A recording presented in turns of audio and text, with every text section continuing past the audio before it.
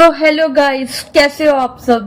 तो आज मैं आपके लिए एक न्यू वीडियो लेके आई हूँ जिसका सब्जेक्ट का नाम है ऑर्गेनाइजेशनल बिहेवियर एंड डिजाइन। इसके मैंने प्रीवियस टॉपिक्स भी करवाए हैं। अब मैं आपके लिए एक न्यू इम्पॉर्टेंट टॉपिक लेके आई हूँ जो एग्जाम में 100% आता है। जैसे मैंने आपकी यहाँ पे लिखा हुआ है कि इम्पॉर्टेंट है और 2 स्टार लगाए हैं मैंने कि ये बहुत ज्यादा इम्पॉर्टेंट क्वेश्चन है। तो क्वेश्चन क्या है? What is learning? Explain the theories of learning in detail। जो कि ये आता है 10 मार्क्स का या 15 मार्क्स का, इतने तक आता है। बस 10 मार्क्स में ही आता है ये, या 8 मार्क्स में आता है। तो आपको 3 to 4 पेजेस लिख के आने होते हैं, ठीक है।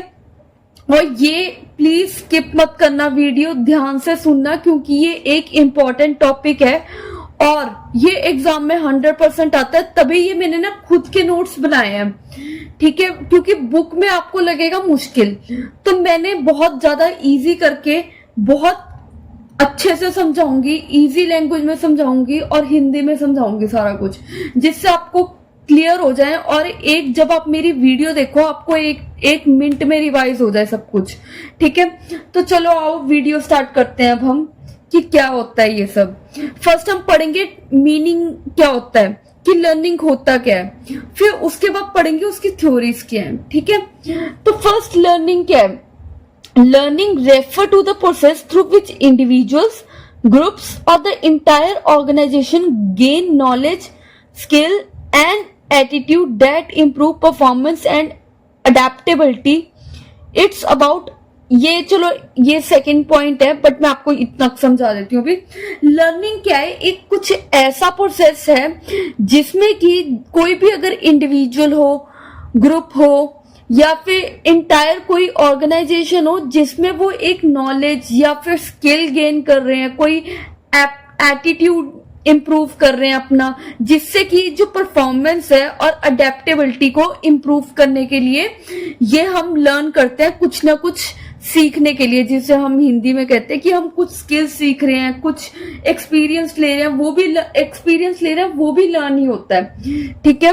तो it's all about understanding and applying new ways to work, solve problem and respond to change. ये एक ऐसी अंडरस्टैंडिंग हम क्रिएट करते हैं, ऐसे लर्न करते हैं जैसे आप स्कूल में कुछ लर्न करते थे तो किस चीज के लिए करते थे? अंडरस्टैंडिंग के लिए, ठीक है। तो एक अंडरस्टैंडिंग के लिए ताकि हम नए तरीके से काम कर सकें, प्रॉब्लम्स को सॉल्व कर सकें और कोई भी चेंज है उसे इजीली अडेप्ट कर पाए, ठीक है। तो this is all about learning. मैंने कुछ इसमें ऐसे की पॉइंट्स लिखे हैं जिसमें आपको इजीली समझ आएगा, ठीक है। आपको वैसे लिखना सारा है बट जस्ट मैंने एक की पॉइंट्स भी अगर आप वहां पे पेपर में लिख के आओगे तो गुड इंप्रेशन पड़ता है, ठीक है। तो learning help employees adapt to organisational changes. कोई भी ऑर्गेनाइजेशन में चेंजेस हैं तो जो एम्प्लॉयज है वो इजीली लर्न करती है उस चेंज को और इजीली इंप्लीमेंट कर देती है, ठीक है। It improve skills, decision making and efficiency, जिससे कि जो एम्प्लॉय के स्किल्स हैं, कोई भी डिसीजन मेकिंग है, उनकी एफिशिएंसी इंप्रूव होती है, इंक्रीज होती है, ठीक है। Third point is organisation can encourage learning through training, mentoring, feedback and knowledge sharing। हम किसी से जैसे बात करते हैं तो वो होता है नॉलेज शेयरिंग, वो कुछ अपना बताता है, आप कुछ अपना एक्सपीरियंस बताते हो, जिससे कि हम अपनी जो नॉलेज है वो शेयर कर रहे हैं। ट्रेनिंग लेना उस लर्निंग की, जैसे टीचर आपको देता है तो हम ट्रेनिंग ले रहे होते हैं कि कैसे पढ़ना है एग्जाम्स के लिए, कैसे हमने लिख के आना है, तो वो हमारी सारी ट्रेनिंग होती है। मेंटरिंग होती है कि जब वो कुछ आपका लीडर आपको कुछ समझा रहा है, मेंटर मतलब कि वो आपको एक डायरेक्शन दे रहे हैं कि आपने इस डायरेक्शन में ऐसे काम करना है। फीडबैक मींस फीडबैक, अगर कोई भी आप काम कर रहे हो, आपने थोड़ा अच्छा नहीं किया या उसमें कोई एफिशिएंसी इतनी नहीं है, तो जो मैनेजर है वो आपको फीडबैक देगा कि आपकी यहाँ पे कमी आ रही है या फिर कुछ भी है, तो वो आपको एक फीडबैक देगा जिससे कि हम उससे लर्न करेंगे, ठीक है, सब कुछ। तो अब आता है ये जस्ट एक मीनिंग था। आपको इससे ज्यादा इजी नोट्स कहीं नहीं मिलेंगे, क्योंकि मैं आपको स्टेप बाय स्टेप समझा रही हूँ कि क्या होता है, और बहुत इजी लैंग्वेज है। कोई भी मैंने स्पेसिफिक कोई भी डिफिकल्ट वर्ड नहीं लिखा, टैक्टिक्स यूज नहीं करे इसमें, ठीक है। तो आप इजीली समझ सकते हैं कि मैंने क्या लिखा है और कैसे लर्न करना है। तो अब हम ये टॉपिक पढ़ते हैं, थ्योरीज ऑफ लर्निंग। अब ये 4 थ्योरीज हैं, ठीक है। तो इसमें 4 थ्योरीज हैं। फर्स्ट है क्लासिकल कंडीशनिंग थ्योरी, सेकंड है ऑपरेंट या फिर इंस्ट्रूमेंट कंडीशनिंग थ्योरी, थर्ड है सोशल लर्निंग थ्योरी, फोर्थ है कॉग्निटिव लर्निंग थ्योरी। तो हम ये थोड़ा ब्रीफ में पढ़ेंगे कि क्या होता है ये सब, और कैसे इसके एग्जाम्पल के साथ हम सारा कुछ पढ़ेंगे। तो जैसे मैंने आपको जैसे बताया कि 4 थ्योरीज हैं, तो आप एज इट इज लिख के आना। जैसे मेरे नोट्स है ना, इजी वे में लिखा है मैंने, तो आप ये एज इट इज पेपर में भी लिख के आ सकते हो, कोई बिना चेंजेस के। आपको मार्क्स बहुत अच्छे मिलेंगे इसमें, ठीक है। तो स्टार्ट करते हैं। First is classical conditioning theory क्या है। ये ना छोटे छोटे जो है ना, ये नाम लिखे हैं कि किसने दी है, ये किसने दी है थ्योरी, ये वाली किसने दी है थ्योरी। तो ये सब मैंने नाम लिखे हैं। Pavlov first theory is classical conditioning theory में क्या है, पेवलो ने दी है। तो इससे आपको जैसे अगर आप मतलब सीक्वेंस वाइज करोगे तो आपको याद रहेगा कि किसका राइटर कौन है, किसने ये थ्योरी एक्सप्लेन करी है, ठीक है। तो this theory is given by Pavlov, ठीक है। Learning happens when neutral things become associated with something meaningful. तो इसमें क्या है, जब भी कोई मतलब हमें ये देखना होता है कि पर्सन जो है वो जैसी मतलब वो कुछ सिचुएशंस आती है, वो कैसे अपने स्टिमुलस को कैसे रिएक्ट करता है उस सिचुएशन में, ठीक है। तो एग्जाम्पल यहाँ पे दिया है, जैसे पेवलो rang a bell every time he gave food to dogs. After some time, the dog salivated just on hearing the bell. अब इसमें क्या है, जो पेवलो जब भी बेल बजाता है तो डॉग को, वो कुत्ते को खाना देता है, ठीक है। डॉग को खाना देता है वो। जब ऐसे वो करता रहा तो डॉग मतलब जब आता है उसको पता है कि जब भी बेल रिंग होगी तो मुझे खाना मिलेगा, तो वो ऑटोमेटिकली सेविलेटेड मतलब उसके जो मुंह में सलाइवा आ जाता है। उसको पता है कि अगर जैसी बेल बजेगी तो मुझे फूड मिलेगा, ठीक है। तो ये है कि जैसे स्टिमुलस क्या रिएक्ट करता है, neutral things become associated with something meaningful. जब एक न्यूट्रल सिचुएशन होती है तो समथिंग मीनिंगफुल जब एक सिचुएशन बन जाती है, जैसे कि मैंने आपको यहाँ पे एग्जांपल दिया है। एक सेकंड एग्जांपल भी हम यहाँ पे ले लेते हैं, जैसे कि a student feels hungry when the school bell rings before lunch even if food is not yet सर्व।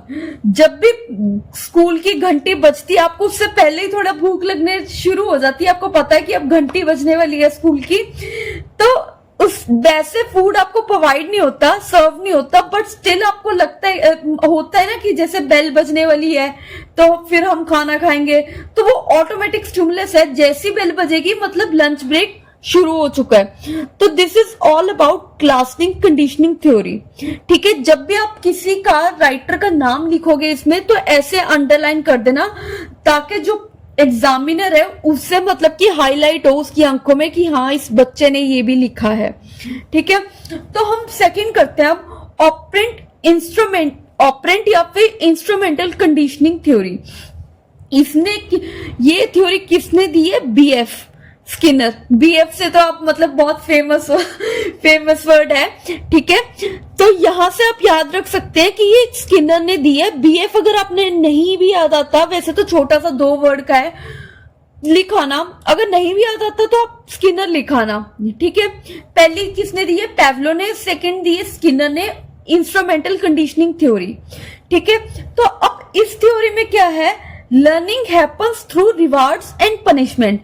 वो कैसे लर्न करते हैं, कि कोई भी अगर जैसे रिवार्ड है, पनिशमेंट है, वो उस चीज से लर्न करते हैं, उस चीज से उनको बहुत फर्क पड़ता है, ठीक है। जैसे कि यहाँ पे लिखा है reward increases the chances of repeating a behaviour. जब भी हमें रिवार्ड मिलेगा तो एक चांस होगा कि हम वो बिहेवियर बार बार करेंगे ताकि हमें रिवार्ड मिले, ठीक है। Punishment decreases unwanted behaviour. जो भी अनवांटेड पनिशमेंट जब आपको मिलती है तो आप वो बिहेवियर दोबारा रिपीट नहीं करते, राइट।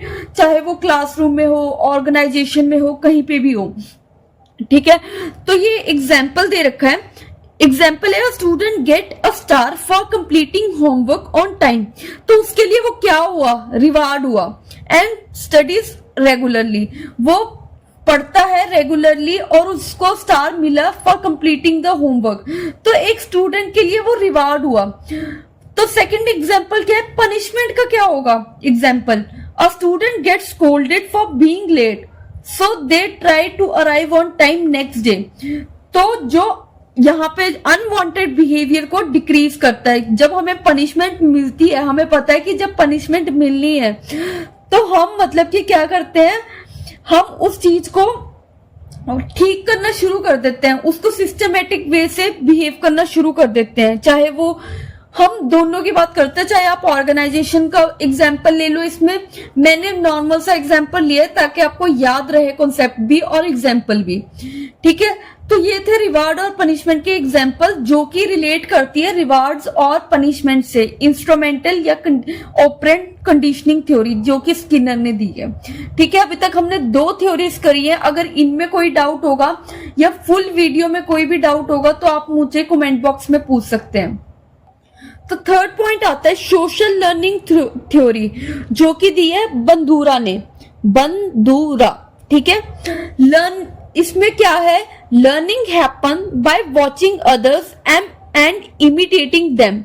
लर्निंग हम कैसे सीखते हैं, या तो दूसरों को, तो लर्निंग वो कैसे सीखते हैं, दूसरों को देखना और इमिटेट देम मतलब कि कॉपी करना किसी और को। अगर जिसे हमें अच्छा लगता है कि वो हाँ भाई बड़ा अच्छा कर रहा है तो हम उसे कॉपी करना स्टार्ट कर देते हैं। चाहे वो एक्टर हो, आपका मोटिवेशनल कोई स्पीकर हो, या फिर कोई आपके अडल्ट पेरेंट्स हो, ठीक है।